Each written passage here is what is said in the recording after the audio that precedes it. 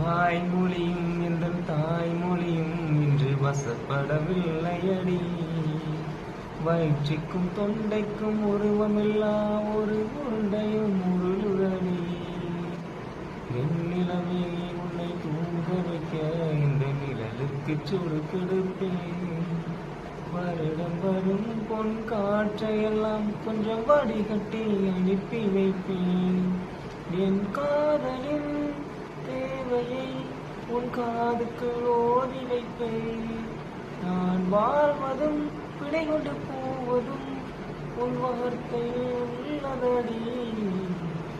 என்னவரை அடி